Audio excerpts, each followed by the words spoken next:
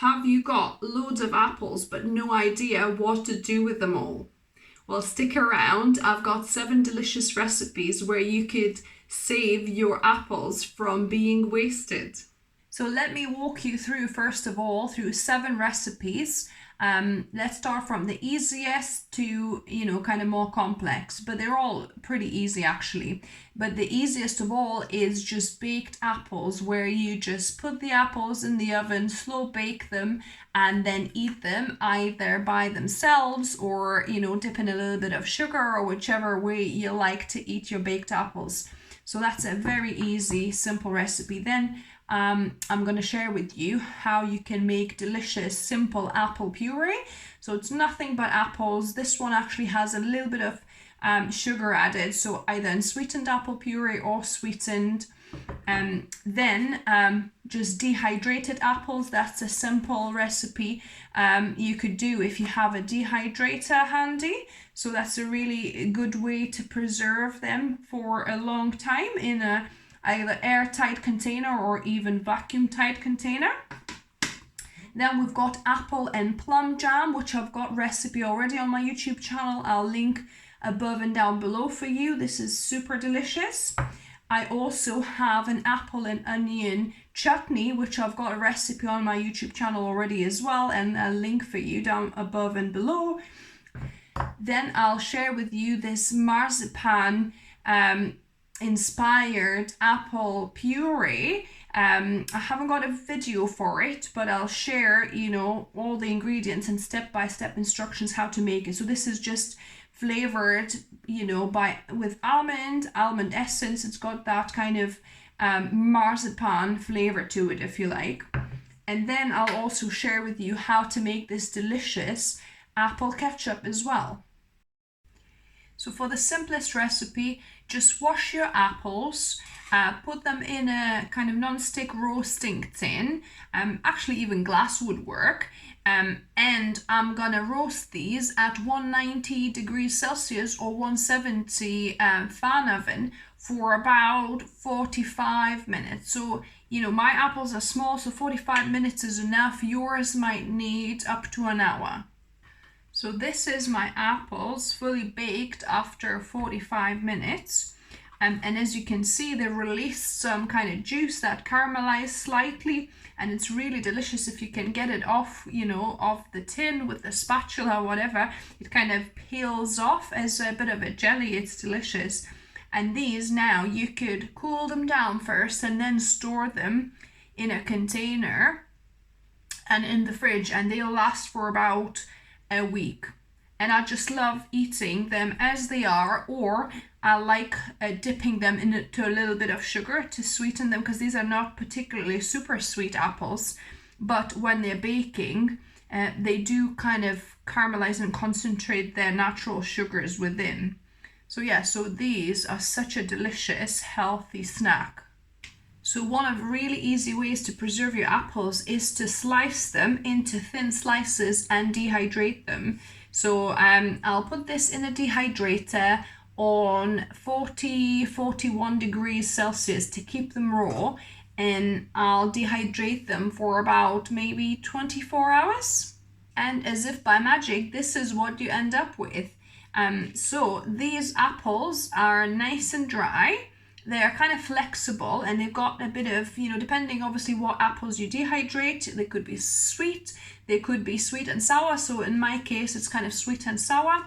And then keep these in a airtight container if you have one, or just in a container, and snack on them as you would any other dried fruits. So I've got my airtight container here. And I'm gonna put my apples in. Then I'm gonna use this little pump to suck out all the air out of this container. It's done when you can no longer take it up full way. So there you go. So this is now vacuum packed, and it'll store for quite a few months like this, and you could enjoy snacking on these. First of all, you want to pour peel and cut your apples. So I'll cut them small, about 1 centimeter pieces.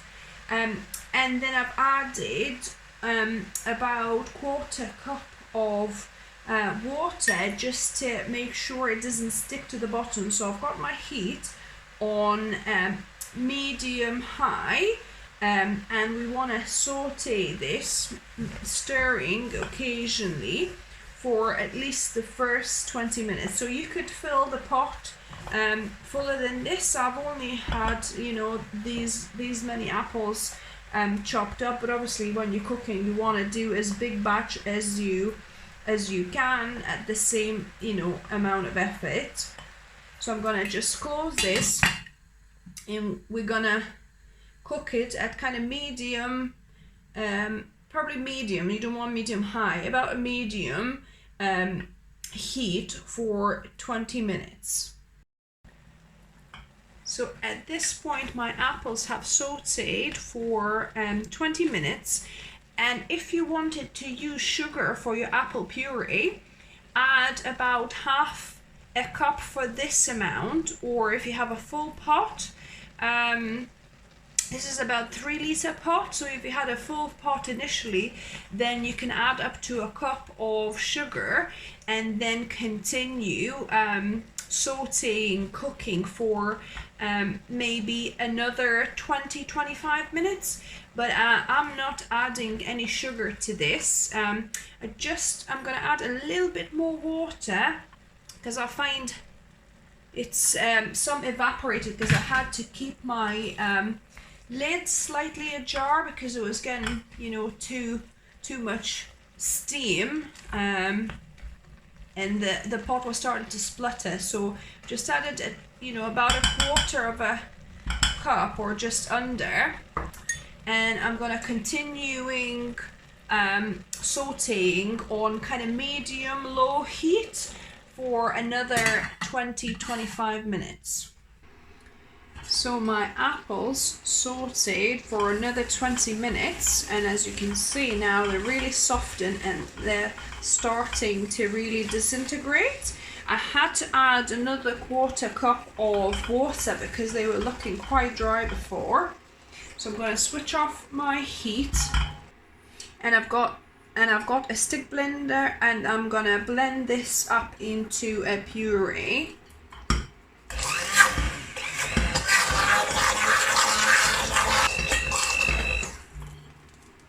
Look at this beautiful golden applesauce. Now I'm gonna pack it while it's still hot into my sanitized jar. I'm gonna link above and down below how you can easily sanitize your jars before you know, putting your preserves in. So I'm just gonna pour it. I've got my little funnel on top of the jar, and just adding this beautiful apple sauce in. Now this apple sauce, because I haven't added any sugar, will last in my fridge for about a good week or maybe up to 10 days. If you added sugar, it should last about 2 weeks.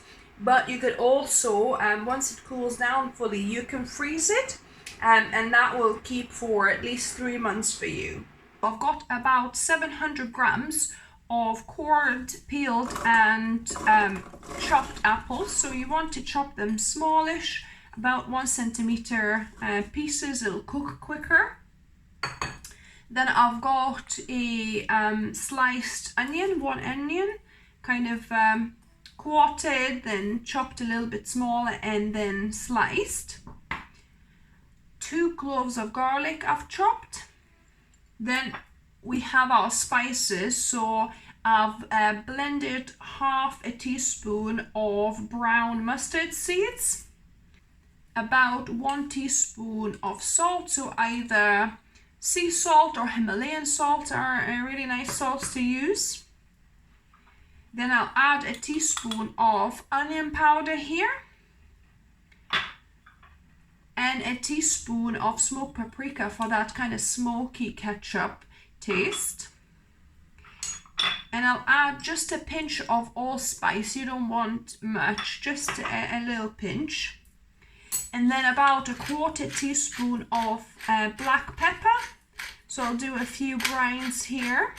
We also have 2 tablespoons of sugar. So I'm adding golden organic sugar I've got here. We'll see if we need any more sugar. For now it's 2 tablespoons like this. And 1 tablespoon of molasses for that darkness, richness, and a bit of extra sweetness here.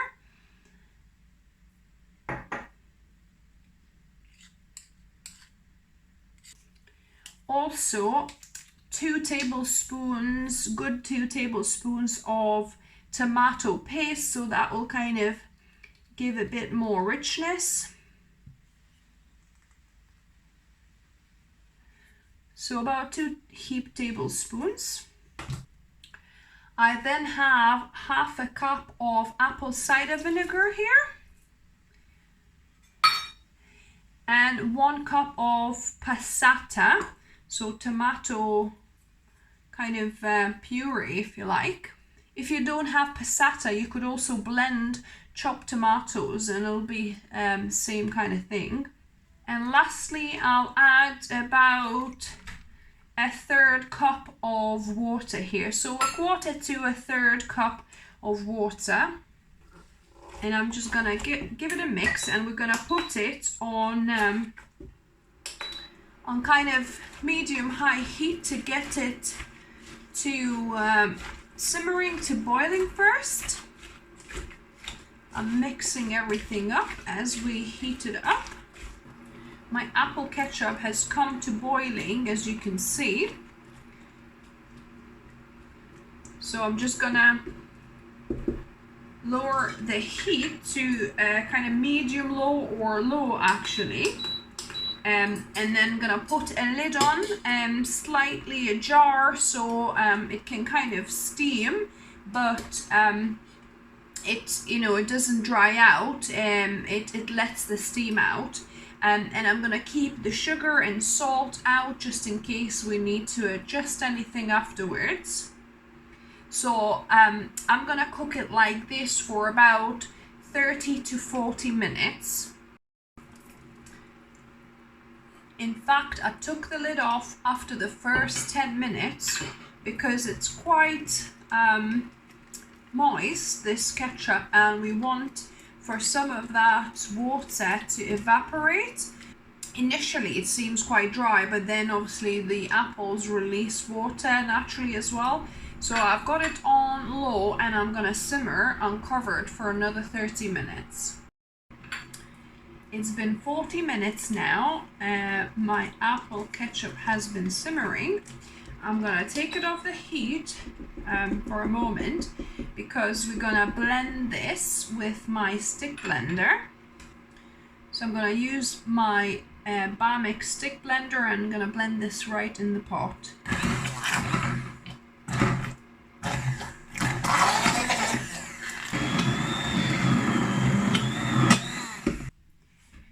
So our ketchup is looking on the thick side, so I'm going to add 1/3 cup of water here to thin it out a little bit.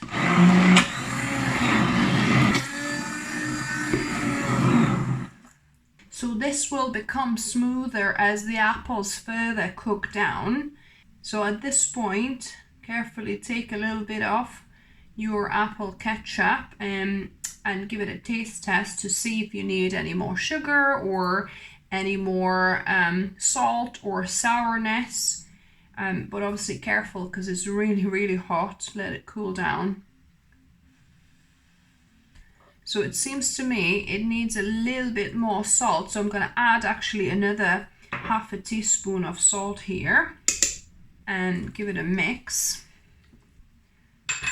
So now I'm going to put it back on the heat, kind of medium-low heat, and I'm going to put the lid on with it a little bit cracked open for the steam to escape slightly, but I don't want for it to thicken anymore because it's already quite thick. So I'm going to let this cook and for the apples to soften another 15-20 minutes. And the reason you're adding the lid on as well is because it's spitting quite a bit, so be careful.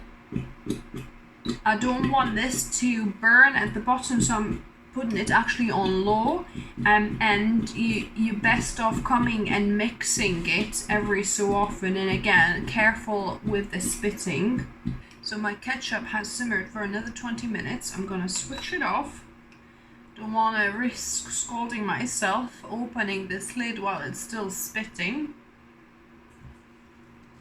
So I'm gonna blend this once more to see if we can get this smoother.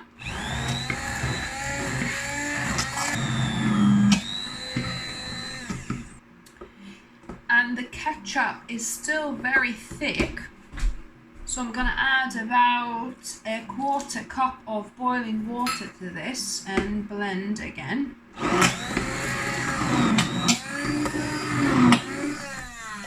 And since my ketchup is so thick, I'm not gonna use a kind of ketchup bottle for this. I'm gonna pour it into these sterilized jars here. I'm gonna use this to make sure I don't mess up the edges. So I've got 2 perfectly filled apple ketchup jars. These will keep in the fridge, I would say 2 to 3 weeks. And also you could freeze one as well. So I'm gonna freeze one and keep one in the fridge. So my apple ketchup has cooled down, and this is a moment of truth to try it out. So it's still quite thick. It's more like a tomato sauce, if you like.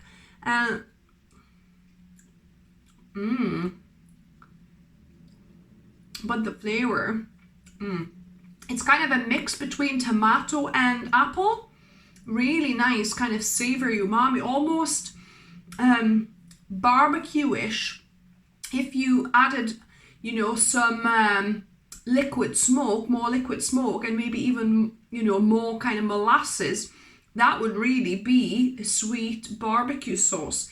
But yeah, this is really delicious apple ketchup. So if you try it, please let me know down below what you thought of it.